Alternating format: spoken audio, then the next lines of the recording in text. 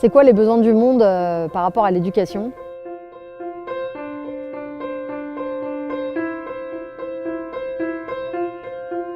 Il n'y a pas un besoin, enfin, il y a 10 000 mondes, quoi. Donc chaque monde a son besoin.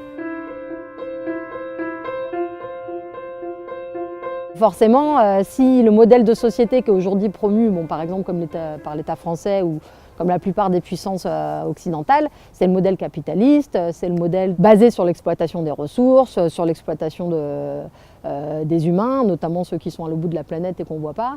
Et donc forcément, l'éducation, elle ne va pas être construite dans l'objectif de se prendre conscience de tout ça pour le remettre en cause.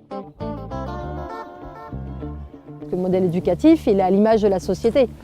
De tout temps, et même en prenant les caricatures, les cas les plus extrêmes, des dictatures ou des régimes totalitaires, l'éducation a toujours été un outil hyper important parce que c'est celui qui contrôle les peuples, c'est celui qui permet de faire passer certaines idées, même notamment tout ce qui est autour de la culture par rapport au mouvement nationaliste et compagnie. Donc l'éducation, ça a été toujours l'outil au service des sociétés qu'on a envie d'impulser en tant que politique.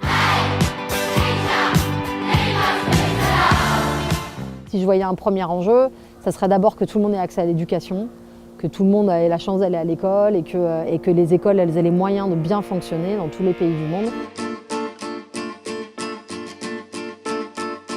Si on veut former les générations futures, on est dans le futur, c'est-à-dire on va travailler avec la jeunesse d'aujourd'hui. Pour l'instant, ce n'est pas eux qui décident, ce n'est pas eux qui consomment, ce n'est pas eux qui élèvent leurs enfants, qui leur donnent les bons gestes. Donc on est dans le futur.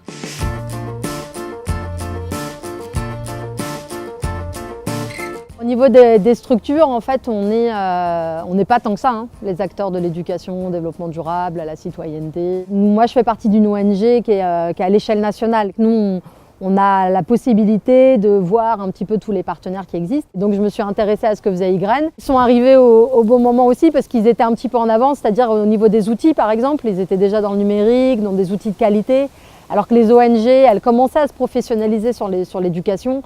On faisait nos petites brochures, nos petites vidéos, mais on n'avait pas forcément les moyens d'investir dans des outils professionnels. Et puis, à un moment donné, nous, on avait un petit dessin animé qui marchait super bien, mais qui commençait vraiment à vieillir depuis longtemps.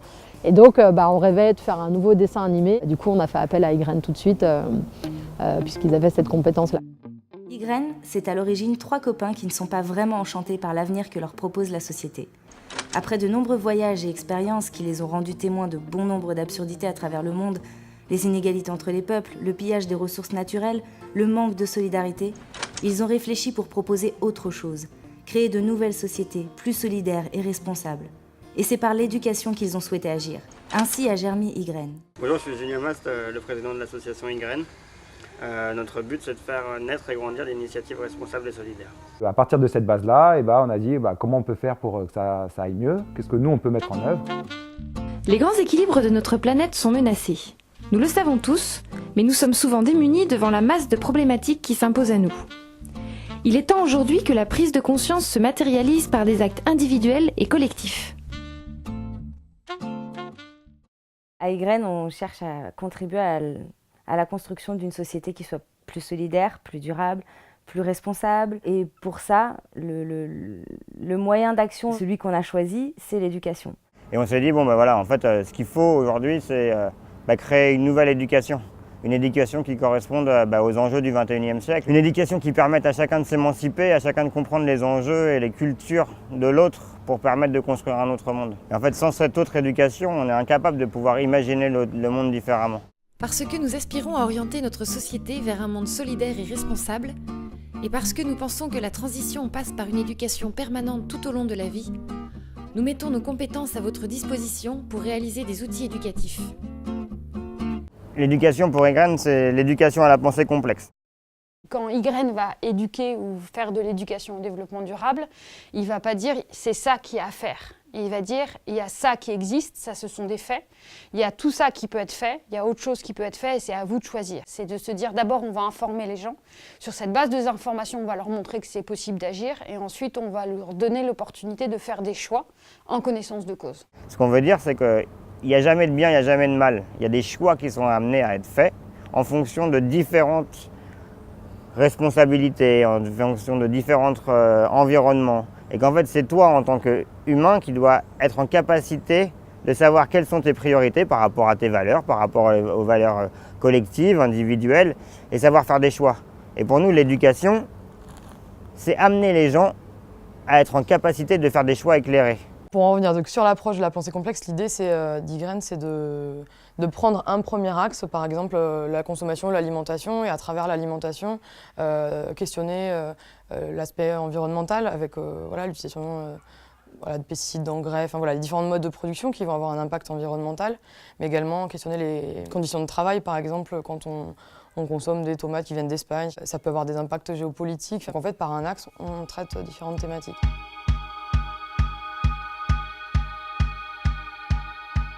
Et comment c'est ne pas être en réponse à de l'urgence, ne pas attendre d'avoir des problèmes et répondre à l'urgence, où il faut qu'il y en ait qui le fassent, mais il faut aussi, à la base, essayer d'accompagner les jeunes, les adultes, les personnes âgées, tout le monde, à réfléchir sur la société dans laquelle on vit et de voir comment est-ce qu'on peut tous contribuer à faire en sorte qu'elle soit mieux. C'est-à-dire que déjà, on a une équipe de permanents, qui sont des permanents professionnels ou bénévoles et qui sont intéressés, qui viennent autour du projet associatif et qui vont lancer une idée et dire « et si on faisait ça ?» Et donc, et si on faisait ça, selon les compétences et les moyens qu'on a dans l'association, on essaye de le faire et on voit ce que ça donne. Donc on va monter une action, on va se former, on va tester un truc, on va le valider évidemment financièrement. Donc on va aussi aller voir nos partenaires pour valider le fait que ce format les intéresse. Et puis on va le tester, on va en mettre en place. Donc au départ, c'était peut-être on prend de la colle, du papier, des crayons et des cartons de couleur et on fait un jeu avec ça. Et puis on se rend compte que oui, ça marche. Et du coup, on va aller chercher un graphiste pour le finaliser, format plastique et beaucoup plus solide pour pouvoir le diffuser. Et c'est de cette façon-là que ça fonctionne. Donc à Ygraine, c'est ça un peu. Les permanents vont avoir une idée d'action, se dire le théâtre forum, ça paraît être un bon support pour sensibiliser. Essayons le théâtre forum et voyons si on a des gens qui ont envie d'être formés, qui ont envie de faire une action là-dessus. Et ensuite, on va la proposer à nos partenaires. La mère de la fille, elle sait pas les impacts que ça a sur les orang-outans, sur la biodiversité, elle sait pas les impacts que ça fait. Est-ce que tu pourrais bien jouer le rôle de Lina, toi qui as vu la pièce, et du coup, après la pièce, expliquer à ta maman ce que tu as vu et comment on pourrait faire pour consommer un peu moins d'huile de palme. Tu veux essayer? Alors on applaudit bien fort Katharina. Donc c'est cette méthodologie-là, ce qui fait que c'est ce que j'ai dit, c'est que les actions d'hier ne sont pas celles d'aujourd'hui et ne seront pas celles de demain, parce qu'on a une base de valeurs et de missions, et après, effectivement, on va mettre en place les moyens selon nos ressources, selon ce qu'on a, et selon les intérêts des publics auxquels on s'adresse. Une personne qui arrive avec un projet, qui n'est pas un projet encore, qui est juste une idée, on va lui donner un petit peu des outils pour essayer de structurer son idée et en faire vraiment un projet. Tout est valorisable, et c'est pas parce que tu as une petite idée qu'elle n'est pas réalisable. Afin de proposer une action de sensibilisation abordant les grands enjeux du développement durable, de s'adapter au territoire et à la diversité des événements, Ygraine a créé le village de l'éco-consommation. On touche, on voit bien ce que c'est les objets, pourquoi, alors qu'à l'école c'est juste qu'on écrit des leçons et qu'on apprend. C'est vrai que l'écologie c'est quand même un domaine extrêmement vaste et complexe, ça fait appel à beaucoup de différentes notions scientifiques. Et on sent qu'il y a un réel effort de laisser la parole à l'enfant, de le laisser se tromper, de laisser l'interaction entre les élèves, entre les enfants. Dans la modalité, on sent de la part des animateurs un effort réel de pédagogie. On fait des interventions en milieu scolaire, périscolaire, on fait des outils pédagogiques. On a déjà beaucoup d'animateurs de terrain qui vont dans les centres sociaux, dans les écoles, dans les associations d'insertion, qui vont dans les pôles emploi, qui vont dans les entreprises, qui prennent un groupe de personnes qui a une problématique quelconque. Et en fait, l'animateur va créer, en fonction de ce groupe, un projet pédagogique en 1, 2, 3, 4, 5, 10 séances pour accompagner le groupe dans sa réflexion et pour pouvoir trouver des solutions. Merci d'être ici présent pour ce grand événement qui est la COP 21. Je vais maintenant inviter chaque délégation représentant les pays ici présents à venir exprimer son positionnement à tour de rôle. Moi, je suis convaincu qu'à l'heure actuelle, on est encore beaucoup trop fermé sur des programmes ou sur des façons et des schémas de pensée qui datent d'un autre temps. Et qu'à l'heure d'aujourd'hui, il y a des notions essentielles qui passent à la trappe et des notions humaines qui passent à la trappe et qui peuvent se transmettre sur des trucs bêtes. On a fait intervenir c'était des classes de CE1, CE2 dans des potagers qui n'avaient jamais imaginé qu'une carotte, ça poussait en terre. Ça, c'est des choses qui me paraissent hallucinantes.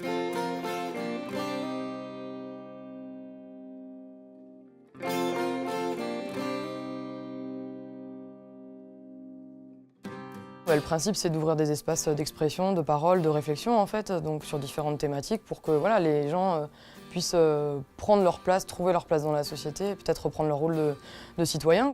Quand je suis arrivée à Ygraine, j'étais une gestionnaire de projet. J'étais en train de leur dire, mais vous êtes en train de prendre des risques sur l'avenir et si il se passe ça, vous vous plantez.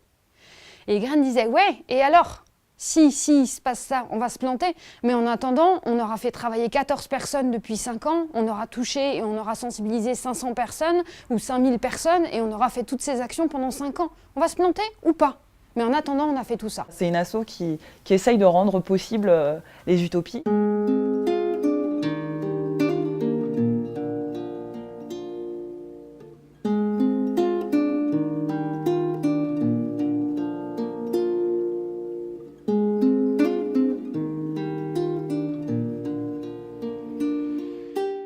Utopiste, mais bon, quand même un peu les pieds sur terre. Donc on sait que voilà, il faut poursuivre notre action, il faut qu'on se multiplie et qu'on soit plus nombreux à porter effectivement ces valeurs-là, ce projet associatif-là. À l'heure d'aujourd'hui, en 2016, on est sur une structure nationale avec 200 personnes qui rayonnent autour. À Ygraine, j'ai découvert tout le fonctionnement de l'économie sociale et solidaire.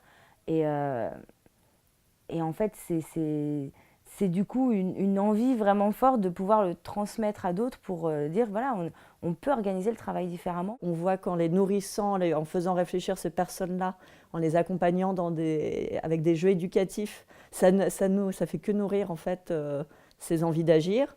Et du coup, moi, ça me donne toujours pas mal foi en l'humanité. On a fait le pari que pour changer le monde, on passait par l'éducation. Si on veut repenser le monde, il faut repenser l'éducation. Ça fait 10 ans qu'on existe, qu'on grandit, on a de plus en plus de gens qui se rapprochent au projet, on a de plus en plus d'actions qui arrivent sur le terrain, etc. Moi, ce que j'espère, c'est que dans 10 ans, ce serait génial qu'on n'existe plus, en fait, parce qu'on a fait tellement bien notre travail sur les 10 prochaines années qu'il n'y a plus besoin de nous, et si on disparaît, ben, alléluia, quoi. Je suis persuadé qu'on doit être à l'image du changement qu'on veut voir. Donc au final, c'est par l'action, et ça j'en suis convaincu, qu'on arrivera à faire changer les choses.